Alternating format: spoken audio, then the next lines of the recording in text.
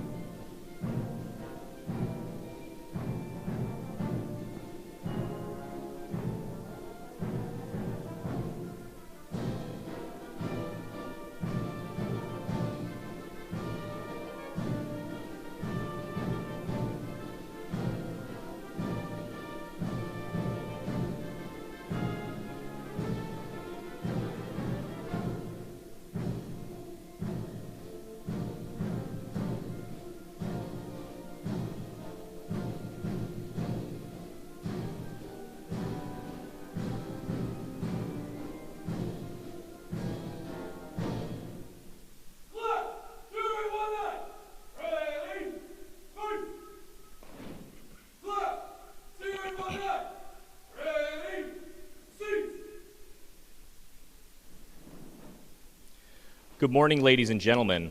On behalf of the Commanding Officer, Officer Training Command Newport, welcome to the graduation ceremony for Officer Candidate School, Class 0819, consisting of 65 candidates. Guests are encouraged to take photographs from the viewing area at any time during the ceremony, except during the playing of the national anthem. The order of events for today's ceremony is as follows. At 10:30, Captain Nicholson, United States Navy, Commanding Officer of Officer Training Command Newport, and Rear Admiral Jablan, the guest of honor for today's ceremony, will arrive. Guests will be asked to rise for the arrival of the official party and remain standing for the playing of the national anthem and invocation. The commanding officer and the guest of honor will address the graduating class, and the class will receive the oath of office by the guest of honor.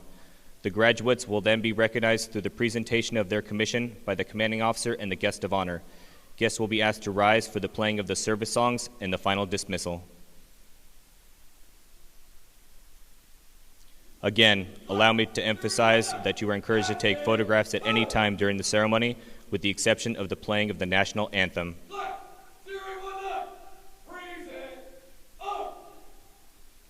Ladies and gentlemen, please rise for the arrival of the official party and remain standing for the national anthem and invocation.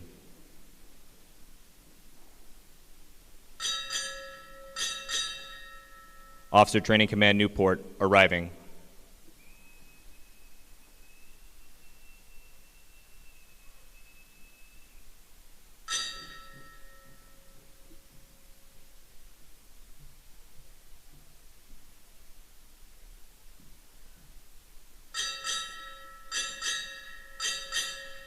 Submarine Group 10, arriving.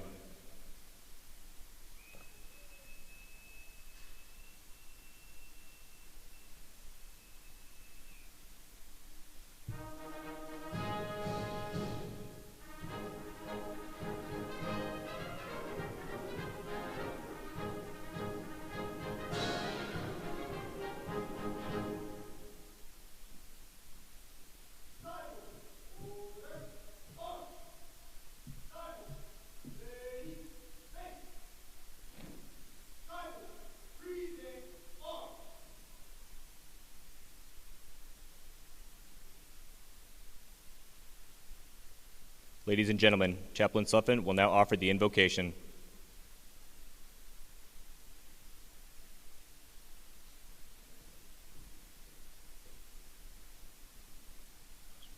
Disregard last.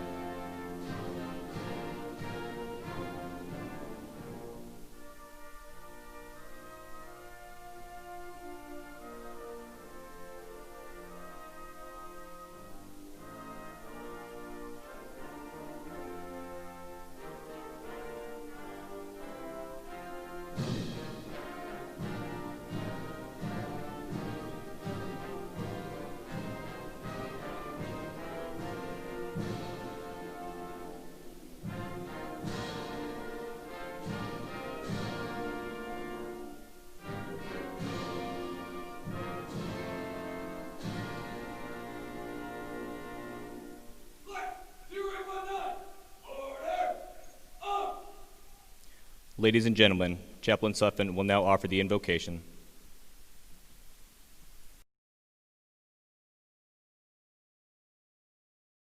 It's my sincere honor and privilege to be with all of you this morning to recognize and celebrate the achievement of these 65 young men and women sitting in front of me, America's very best and brightest, as they are commissioned as the newest ensigns in the United States Navy.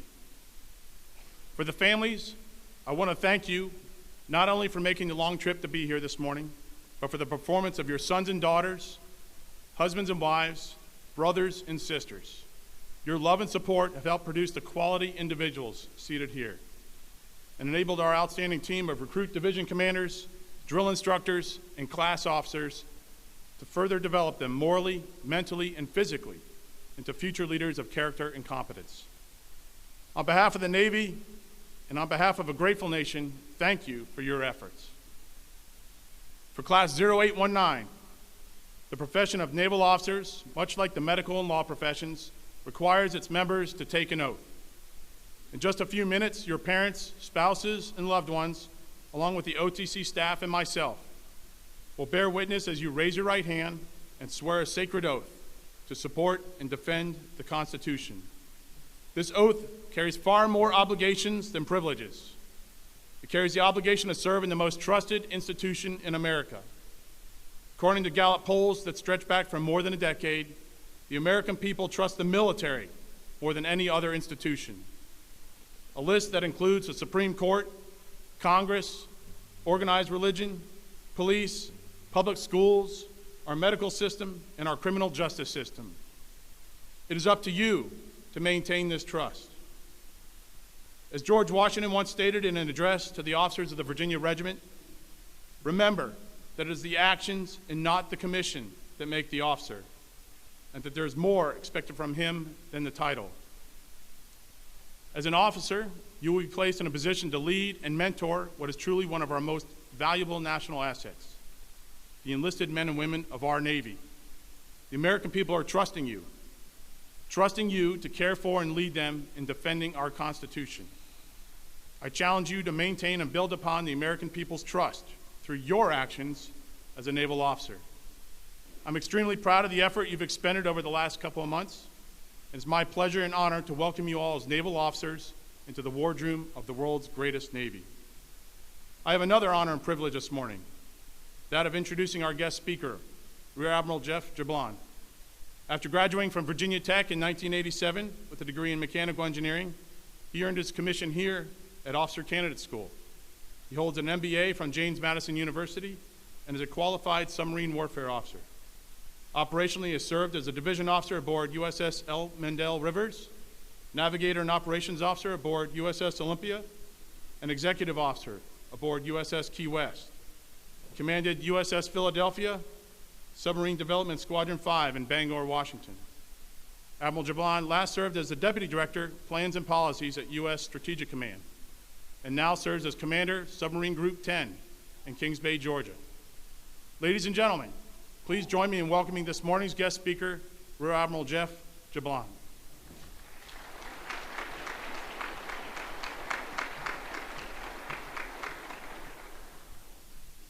All right, thank you, Mark. Mark didn't mention it, but Mark was a student of mine at the University of Virginia, ROTC. So it was a long time ago, and great times. A Hokie at University of Virginia doesn't match, but it was okay. So last night, Class 0819, I heard a little bit of hoo-yah. So we're going to try that again. All right, hoo-yah, Class 0819. Hoo-yah! All right, excellent, outstanding. That's great. That's what I like to hear. So, ladies and gentlemen, it is truly a privilege to be here this morning. You know, my prepared remarks say beautiful Newport, but at least it's not snowing, right? The rain was coming down this morning, but at least it's not snow.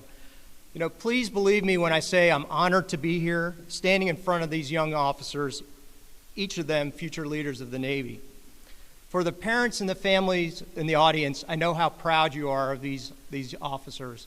I remember back in November of 1987 when my parents were here, my brothers were here, my grandfather was here to see me commissioned. So I know what you're feeling right now, and it's just a great occasion. So when you're newly officers talk to you about their experience at OCS, listen to them, their enthusiasm, their pride, and know while they have changed, the full transformation has yet to begin. What you're going to hear from these officers are the ideals of service above self, honor, courage, and commitment. What you see now is an awakening within these men and women, the empowerment of belonging to an organization larger than themselves, and the pride of knowing that this organization is designed to make the world a better place. For this group of ensigns assembled here today, this marks the beginning of the rest of your naval careers. You will, no matter what happens from this day forward, be a member of a very elite organization with a rich tradition that goes back even beyond the beginning of our great nation. You are more than a citizen now. Today you wear the cloth of a nation as a commissioned officer, and because of that, you bear more responsibility. You will be respected for the uniform you wear. You will be credited for your work ethic, the intellect, the warrior spirit, and the resourcefulness that those of you that have gone before us have had. And even after you leave the Navy, folks will have a certain expectation of what you will bring to the table. I know this is just a beginning for all of you, and it's hard to imagine what lies ahead of you in your careers, but trust me, after almost 32 years in the Navy, it goes by pretty quick. So it was, as I said, it was November of 1987 where I was sitting in the same seat as you, in this same hall. And I don't know if the saying still goes, but when I was here and they were marching us around the drill field, they used to say, "How long is the Newport Bridge?" Did they ask you that? So they don't say that anymore. So the answer was 16 weeks, sir. So that's how long OCS was for me. How long was the Newport Bridge? 16 weeks. When I can tell you that 16 weeks are forever etched in my mind, and as I was transformed from a young civilian into a different person, a totally different person as you sit here today, a newly commissioned officer yearning to get to the fleet and lead. And I tell you, I also remember there was an admiral that spoke to us that day. And I kind of thought he was old and decrepit. And hopefully you don't feel the same way about me, but that's okay if you do. But he said to me, he said to the commissioning class, "I wish I could trade places with you." And there I sat as a new ensign. I was thinking, why would an admiral want to change places with an ensign? I didn't believe him at all. So I'm going to tell you the same thing today. I wish I could trade places with you. And I'm going to tell you why. He didn't tell us why, but I'm going to tell you why. You have your whole career ahead of you. Whether you're in it for your only initial commitment or you're in it for the long haul and making it a career, it is such an exciting time, and you can make the greatest difference on where it counts, at the deck plate level with our sailors. And the key to making that difference is leadership. So that's what I'm going to talk to you about today, my experiences in the Navy, what I've learned, and hopefully I'll impart some lessons to you on leadership. So it's days like this when I'm faced with the future leaders of the Navy that motivates me. That's why I did a little hoo-yah at the beginning. But it also reminds me of where I came from, the lessons learned, and the amazing people that I've met in my Navy career. So many of you joined for the same reason that I did. I didn't want to sit in a cubicle, and I wanted to serve my nation. So I was a student at Virginia Tech, go Hokies, and I kept getting these flyers in the mail during my time at Virginia Tech about the Navy nuclear propulsion program. And I'll tell you what I did with them, I just threw them in the trash. But my senior year, I was thinking, maybe I need to do something exciting with my life, maybe I need to serve my nation, and I decided, hey, I'm going to give this a try, this Navy nuclear propulsion thing a try. I thought, I'm only going to do it for about 5 years, and I can do anything for that short period of time. So I went to Naval Reactors, went through the interview, I was accepted into the program, went through the oath, and I was in the Navy. And my recruiter came up to me, and he looked kind of strange, and I thought he'd be happy for me. And he said, you know, I had asked to be a surface nuke. And he said, hey, Jeff, even though you had asked to be a surface nuke, I just signed you up for submarines. Is that okay? So I thought about it, and I didn't know anything about submarines. And I said, okay, I can do it. I can do anything for 5 years, because that's not my plan to stay in after 5 years. I could do anything. So my first leadership lesson to you is things work out for the best. No matter what, things work out for the best. Even if you don't expect it, it works out for the best. Because I can tell you, that was the best mistake I ever made going into submarines. So leadership lesson number 2 is that to be an effective leader, you have to become part of the team. And each of you will have that opportunity after your report to your first unit. And I'm sure you've been taught that at OCS, about becoming a part of the team, becoming a shipmate.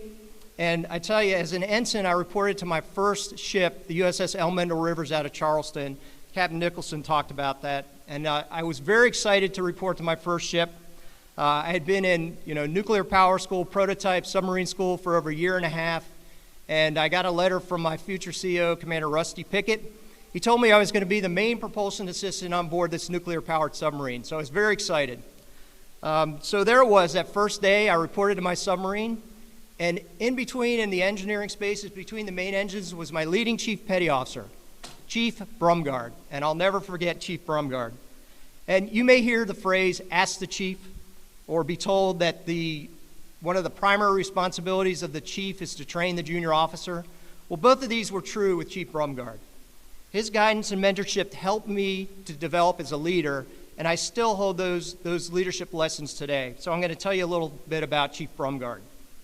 So he taught me how to become part of the team, and at the same time, he taught me to be the leader of the division. He first taught me to know my people, and that has stayed with me today. In fact, when I report to a command, I get all my subordinates to sit down with me, one-on-one, and I ask them about their professional goals, their personal goals, their family life. I mark that down in a little notebook, and I frequently go back to that notebook to revisit each of those subordinates on what they're trying to achieve and what their desires are. And I recommend you do that when you report to your command. Frequently go back to that and make sure they're achieving their goals and their aspirations in the Navy or whatever they choose to do. So truly care about their goals and aspirations. Chief Brumgard also told me that to be respected by your sailors, you've got to be competent. You've got to have technical, operational, and warfighting competence. Becoming competent is so important in the Navy. Okay, we must become more skilled as our jobs grow. And I tell you, an incompetent leader is a recipe for disaster in our Navy. A competent leader is one who can lead their division to success and become a major contributor to the team. For you, I'm talking about individual competence. So I learned about this on the Mendel Rivers, and I learned how to become competent. The easiest way was to study. Study and understand and read. And I mean, understand the guiding documents. It's all spelled out. How do you do a procedure? How do you drive and fight the ship? You need to understand this, and only then can you master your craft. Never stop learning. In fact, even as an admiral, I'm continuing learning. It's a lifelong endeavor, so never stop. So back to Chief Brumgard. The chief also taught me to think of others before myself. I realized when I was tired, my sailors were more tired. I realized when I was frustrated, my sailors were more frustrated. Taking care of your sailors first, and be a leader who recognizes when your sailors are pushed too hard, and also when they're not being pushed enough. When I was CO during an operation in the Persian Gulf, we were conducting operations vital to national security. I realized my sailors were being pushed a little bit too hard, and they were stressed out. So I decided to take the ship off station, travel away from where we were doing operations, and give the sailors a day off. So it was the middle of the week on a Wednesday. What we did was, that was a full day off. We watched movies, we ate pizza, we ate wings, and we just relaxed. And I tell you, that gave great dividends, because when we got back on station, it really helped and took the stress off of the team. They appreciated it, and they were a much higher functioning team than when we were before we did that. So one area when I'm talking about sailors, one area I want you to be careful of is interacting too closely with your sailors. You are now a leader within the Navy. I tell you, many of the sailors that you're going to meet will be the same age as you, will have the same educational background as you, and have the same interests as you. Always remember to maintain a professional line of communication and that your sailors work for you. I learned this the hard way, and that's why I'm telling you about this. When one day in maneuvering, that's a space in the engine room on a submarine, I had just given an order to my electrical operator, and he replied with my first name. That's when I realized I'd become too close and I needed to distance myself and become a leader and not a friend. It was also during my first tour that I learned the importance of being a good person and why it's so important in the Navy. Behaving consistently with our core values of honor, courage, and commitment, and living those values because you will be held to a higher standard than the general population. Be ethical. Treat everyone with dignity and respect. Encourage diversity of thought, background, and experience. Your sailors will recognize these traits in an instant, emulate you, and will also learn to serve with honor, courage, and commitment.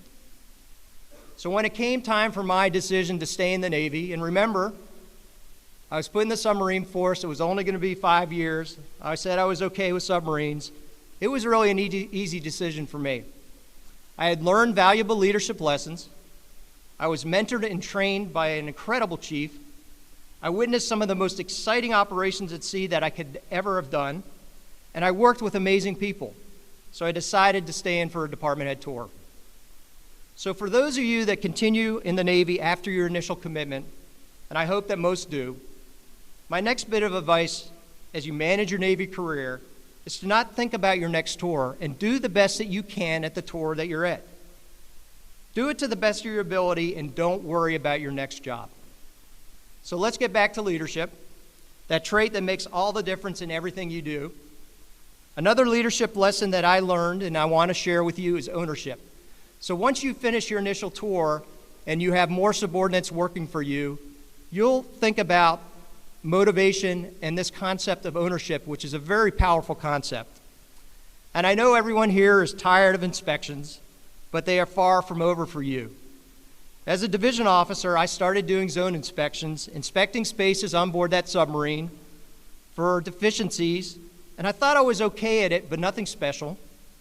Well, this went on for every tour. Department head went back and started doing zone inspections, XO zone inspections. And I tell you, I became a commanding officer, and guess who found the most deficiencies on board the submarine? Well, when I ask that question, most people say the senior enlisted member, the chief of the boat, he's the one who finds the most deficiencies. Well, I found that not to be the case. I found that as commanding officer, I found the most deficiencies on board my submarine. So I was asking myself, why does that happen? Why did I find more deficiencies than I did when I was an XO department head? And then I thought about it.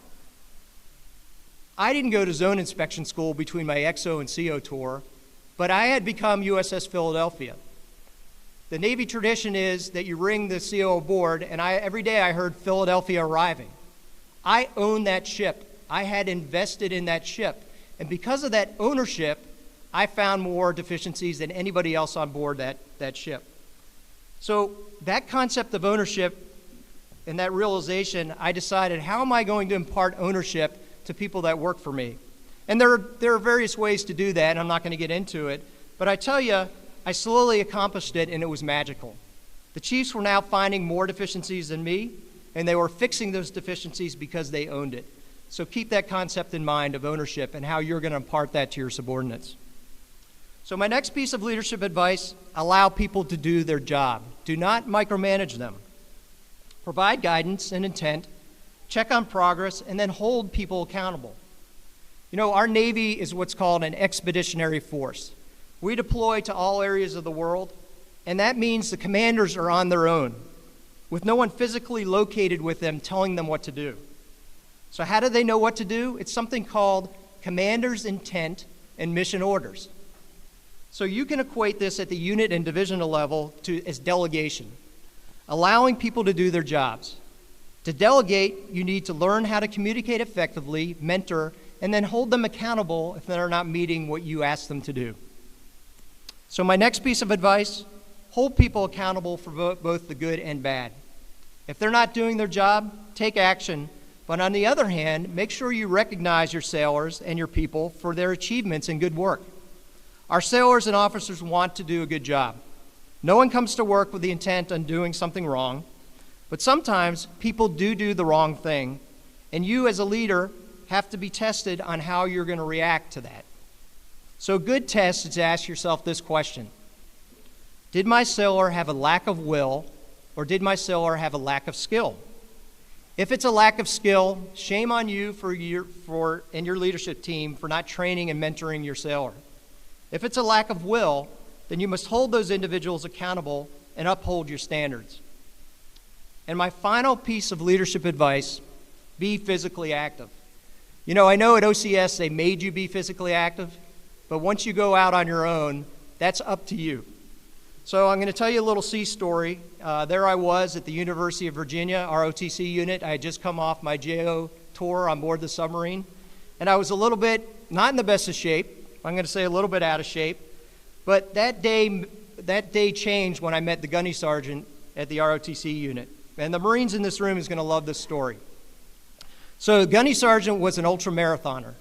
And those are, I had never heard of that. Ultramarathoners are people that run 50 and 100 milers. And because of running the way he did, the gunny didn't have any toenails. So a little crazy. So the gunny took me under his wing and he said, "Sir, you're going to run the Marine Corps Marathon." And I tell you, I had never run farther than the PRT in my life, so that was going to be a stretch. But you know what? Here I stand having run 3 marathons, numerous half marathons, and I tell you today, running is a part of my life, all due to the gunny sergeant who recognized that I needed to become more physically active. So whatever your physical outlet is, swimming, running, biking, keep it up. Continue to make it a part of your life to include eating healthy. Your physical fitness will be a visual sign of leadership and will be a model for your sailors to follow. So in closing, I'll leave you with the most important piece of advice. Enjoy it. Stop and smell the roses. And when you find yourself driving a warship, on a flight line, or just when a sailor comes to you for advice, take a moment to enjoy those moments. Do not take those moments for granted, because those are the things you'll tell people about when you're standing in front of an OCS graduation and state, "I wish I could trade places with you." So once again, congratulations on your commissioning, and welcome to the greatest job and the greatest Navy in the world. Thank you.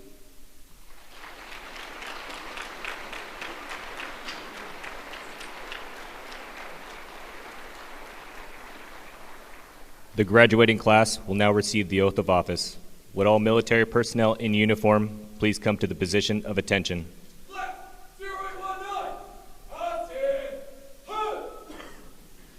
Class 0819, raise your right hand. Repeat after me. I state your name. Having been appointed an ensign in the United States Navy. And hereby accept that appointment. Solemnly swear. To support and defend the Constitution of the United States. Against all enemies, foreign and domestic. That I will bear true faith and allegiance to the same. That I take this obligation freely. Without any mental reservation. Or purpose of evasion. And that I will well. Faithfully. Discharge the duties of the office. Upon which I am about to enter. So help me God. Ladies and gentlemen, please be seated.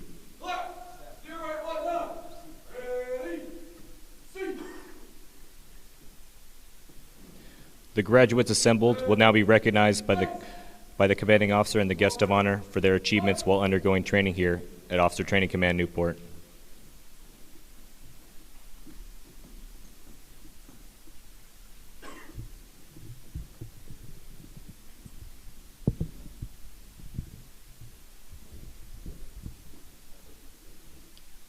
Ensign Adam. Ensign Adam has been designated a surface warfare officer and will be assigned to the USS Antietam, CG-54 in Yokosuka, Japan. Ensign Adam is a graduate of Randolph-Macon College. Ensign Ashley. Ensign Ashley has been designated a cryptologic warfare officer and will be assigned to Information Warfare Basic Course in Demneck, Virginia. Ensign Ashley is a graduate of St. Louis University. Ensign Atienza. Ensign Atienza has been designated a student naval flight officer and will be assigned to aviation pre-flight indoctrination in Pensacola, Florida. Ensign Atienza is a graduate of University of California, Los Angeles. Ensign Bontivanis. Ensign Bontivanis has been designated a student naval aviator and will be assigned to aviation pre-flight indoctrination in Pensacola, Florida. Ensign Bontivanis is a graduate of North Carolina State University. Ensign Beeman. Ensign Beeman has been designated a student naval flight officer and will be assigned to aviation pre-flight indoctrination in Pensacola, Florida. Ensign Beeman is a graduate of Texas A&M.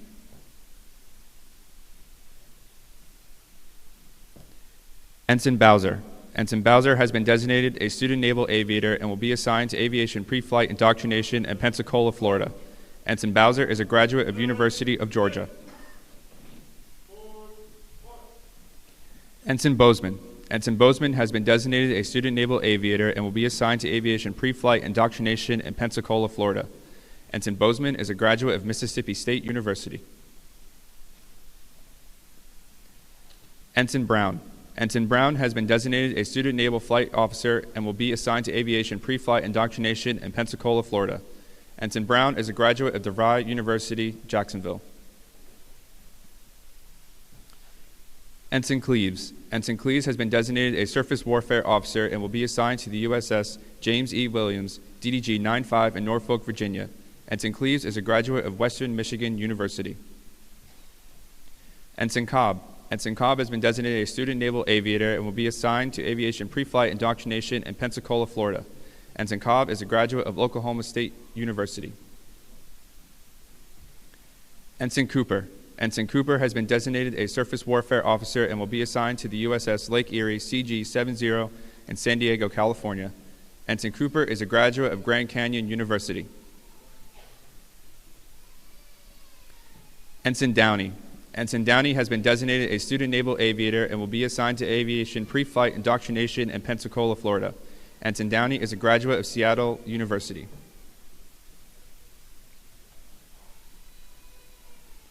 Ensign Drake. Ensign Drake has been designated a student naval aviator and will be assigned to aviation pre-flight indoctrination in Pensacola, Florida. Ensign Drake is a graduate of Georgia Institute of Technology. Ensign Errico. Ensign Errico has been designated a student naval aviator and will be assigned to aviation pre-flight indoctrination in Pensacola, Florida. Ensign Errico is a graduate of Syracuse University. Ensign Franzi. Ensign Franzi has been designated a Naval Special Warfare Officer and will be assigned to basic underwater demolition SEAL training in Coronado, California. Ensign Franzi is a graduate of Chico State University. Ensign Franzi is a distinguished naval graduate. Ensign Gaither. Ensign Gaither has been designated a supply officer and will be assigned to Supply Corps School in Newport, Rhode Island. Ensign Gaither is a graduate of University of Maryland University College. Ensign Gurley. Ensign Gurley has been designated a surface warfare officer and will be assigned to the USS Howard DDG A3 in San Diego, California. Ensign Gurley is a graduate of San Diego State University. Ensign Graham. Ensign Graham has been designated a student naval aviator and will be assigned to aviation pre-flight indoctrination in Pensacola, Florida. Ensign Graham is a graduate of Union College, New York. Ensign Graham is a distinguished naval graduate. Ensign Harris. Ensign Harris has been designated a surface warfare officer and will be assigned to the USS Cole DDG 67 in Norfolk, Virginia. Ensign Harris is a graduate of University of Mary Washington. Ensign Long. Ensign Long has been designated a surface warfare officer and will be assigned to the USS Antietam CG-54 in Yokosuka, Japan. Ensign Long is a graduate of Illinois State University. Ensign Lynham. Ensign Lynham has been designated an intelligence officer and will be assigned to Information Warfare Basic Course in Dam Neck, Virginia. Ensign Lynham is a graduate of Virginia Tech. Ensign Lynham is a distinguished naval graduate. Ensign Marner. Ensign Marner has been designated a surface warfare officer and will be assigned to the USS Barry DDG 52 in Yokosuka, Japan. Ensign Marner is a graduate of Northern Arizona University. Ensign Martinez. Ensign Martinez has been designated a surface warfare officer and will be assigned to the USS Truxtun, DDG 103 in Norfolk, Virginia. Ensign Martinez is a graduate of George Mason University. Ensign Masferrer. Ensign Masferrer has been designated Intelligence Officer and will be assigned to Information Warfare Basic Course in Dam Neck, Virginia. Ensign Masferrer is a graduate of Colorado State University. Ensign Mattias. Ensign Mattias has been designated a Surface Warfare Officer and will be assigned to the USS Mustin, DDG-89 in Yokosuka, Japan. Ensign Mattias is a graduate of University of Arizona. Ensign Milam. Ensign Milam has been designated a Student Naval Aviator and will be assigned to Aviation Pre-Flight Indoctrination in Pensacola, Florida. Ensign Milam is a graduate of Louisiana State University, Shreveport. Ensign Nazari. Ensign Nazari has been designated a Surface Warfare Officer and will be assigned to the USS Chaffee, DDG-90 in Pearl Harbor, Hawaii. Ensign Nazari is a graduate of Baylor University. Ensign Nearing. Ensign Nearing has been designated a Surface Warfare Officer and will be assigned to the USS Sampson, DDG-102 in Everett, Washington. Ensign Nearing is a graduate of Southern Illinois University. Ensign Nearing is a distinguished naval graduate. Ensign Torrance. Ensign Torrance has been designated a Surface Warfare Officer and will be assigned to the USS Wayne E. Meyer, DDG-108 in Pearl Harbor, Hawaii. Ensign Torrance is a graduate of University of Missouri. Ensign Weitzman. Ensign Weitzman has been designated an Intelligence Officer and will be assigned to Information Warfare Basic Course in Dam Neck, Virginia. Ensign Weitzman is a graduate of Tufts University. Ensign Wells. Ensign Wells has been designated a Supply Officer and will be assigned to Supply Corps School in Newport, Rhode Island. Ensign Wells is a graduate of Stillman College.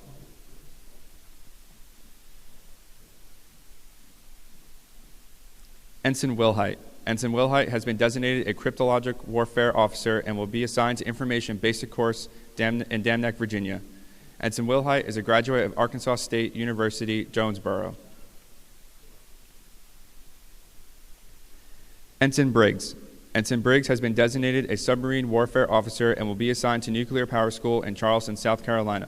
Ensign Briggs is a graduate of Oregon State University.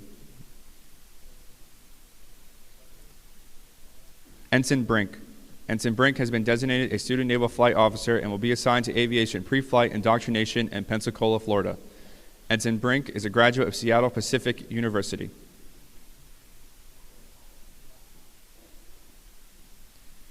Ensign Carroll. Ensign Carroll has been designated a Supply Officer and will be assigned to Supply Corps School in Newport, Rhode Island.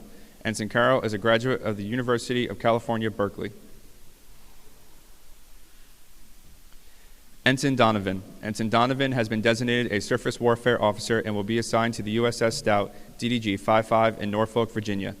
Ensign Donovan is a graduate of the University of North Carolina, Wilmington. Ensign Edwards. Ensign Edwards has been designated a Student Naval Flight Officer and will be assigned to Aviation Pre-Flight Indoctrination in Pensacola, Florida. Ensign Edwards is a graduate of San Diego State University. Ensign Egger. Ensign Egger has been designated a Supply Officer and will be assigned to Supply Corps School in Newport, Rhode Island. Ensign Egger is a graduate of University of Wisconsin, Green Bay. Ensign Hines. Ensign Hines has been designated a Surface Warfare Officer and will be assigned to the USS Winston Churchill, DDG-81 in Norfolk, Virginia. Ensign Hines is a graduate of Grand Valley State University. Ensign Hauk. Ensign Hauk has been designated a Student Naval Aviator and will be assigned to Aviation Pre-Flight Indoctrination in Pensacola, Florida. Ensign Hauk is a graduate of Embry-Riddle Aeronautical University. Ensign Salvatella. Ensign Salvatella has been designated a Student Naval Aviator and will be assigned to Aviation Pre-Flight Indoctrination in Pensacola, Florida. Ensign Salvatella is a graduate of Purdue University. Ensign Hutchison. Ensign Hutchison has been designated a Cryptologic Warfare Officer and will be assigned to Information Warfare Basic Course in Dam Neck, Virginia. Ensign Hutchison is a graduate of University of Kentucky. Ensign Jenkins. Ensign Jenkins has been designated a Supply Officer and will be assigned to Supply Corps School in Newport, Rhode Island. Ensign Jenkins is a graduate of University of South Carolina.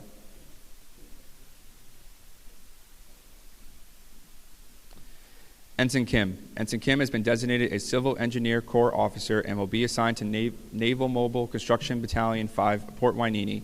Ensign Kim is a graduate of Columbia University. Ensign Kim is a distinguished naval graduate. Ensign LeBee. Ensign LeBee has been designated a Student Naval Flight Officer and will be assigned to Aviation Pre-Flight Indoctrination in Pensacola, Florida. Ensign LeBee is a graduate of Texas A&M International. Ensign LeBee is a distinguished naval graduate. Ensign Lamb. Ensign Lamb has been designated a Submarine Warfare Officer and will be assigned to Nuclear Power School in Charleston, South Carolina. Ensign Lamb is a graduate of Virginia Commonwealth University.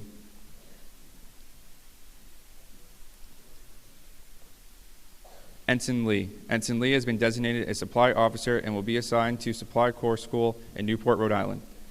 Ensign Lee is a graduate of University of Texas, Austin.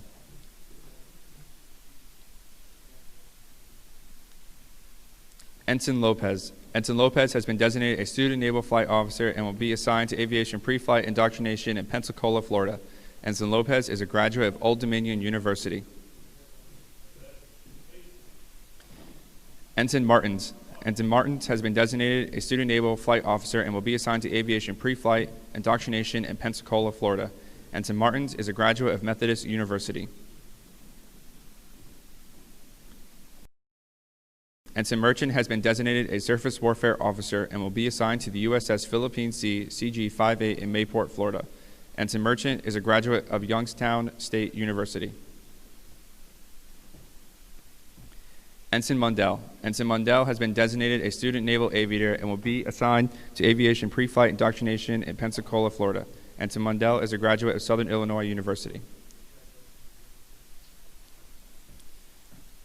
Ensign Norvell. Ensign Norvell has been designated a Student Naval Aviator and will be assigned to Aviation Pre-Flight Indoctrination in Pensacola, Florida. Ensign Norvell is a graduate of East Carolina University. Ensign Raj. Ensign Raj has been designated a Student Naval Aviator and will be assigned to Aviation Pre-Flight Indoctrination in Pensacola, Florida. Ensign Raj is a graduate of University of Florida. Ensign Ridgel. Ensign Ridgel has been designated a Surface Warfare Officer and will be assigned to the USS Kidd, DDG 100 in Everett, Washington. Ensign Ridgel is a graduate of University of Puget Sound in Tacoma, Washington.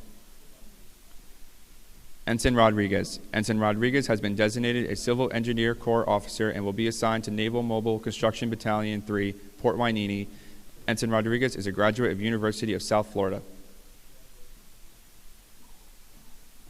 Ensign Saladay. Ensign Saladay has been designated a Surface Warfare Officer and will be assigned to the USS Port Royal CG-73 in Pearl Harbor, Hawaii.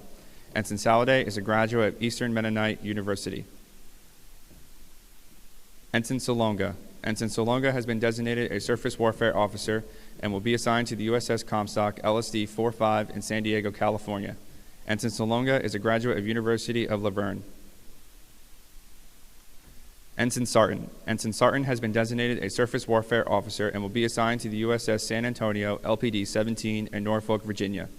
Ensign Sarton is a graduate of Long Beach State. Ensign Stramack. Ensign Stramack has been designated a Surface Warfare Officer and will be assigned to the USS John Paul Jones DDG-53 in Pearl Harbor, Hawaii. Ensign Stramack is a graduate of Wheeling Jesuit University. Ensign Simpson. Ensign Simpson has been designated a Surface Warfare Officer and will be assigned to the USS Donald Cook, DDG-76 in Rota, Spain. Ensign Simpson is a graduate of the University of Kentucky. Ensign Tepley. Ensign Tepley has been designated a Surface Warfare Officer and will be assigned to the USS Roosevelt, DDG-80 in Mayport, Florida. Ensign Tepley is a graduate of University of Cincinnati. Ensign Tepley is a distinguished naval graduate. Ensign Todd. Ensign Todd has been designated a Student Naval Aviator and will be assigned to Aviation Pre-Flight Indoctrination in Pensacola, Florida. Ensign Todd is a graduate of Columbia College.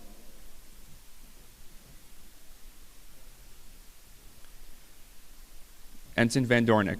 Ensign Van Dornick has been designated a Submarine Warfare Officer and will be assigned to Nuclear Power School in Charleston, South Carolina. Ensign Van Dornick is a graduate of Michigan Technological University. Ensign Wolf. Ensign Wolf has been designated a Student Naval Aviator and will be assigned to Aviation Pre-Flight Indoctrination in Pensacola, Florida. Ensign Wolf is a graduate of University of Mary, Washington. Ensign Young. Ensign Young has been designated a student naval aviator and will be assigned to aviation pre-flight indoctrination in Pensacola, Florida. Ensign Young is a graduate of University of North Carolina, Charlotte.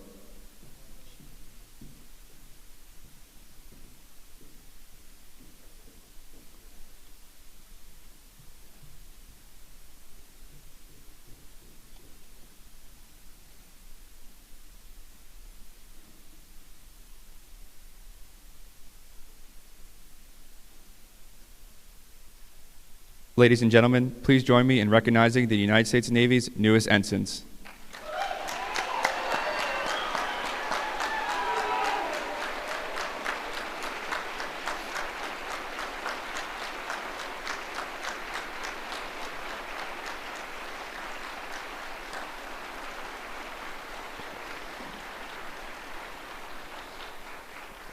Ladies and gentlemen, please rise for the playing of the service songs and the final dismissal.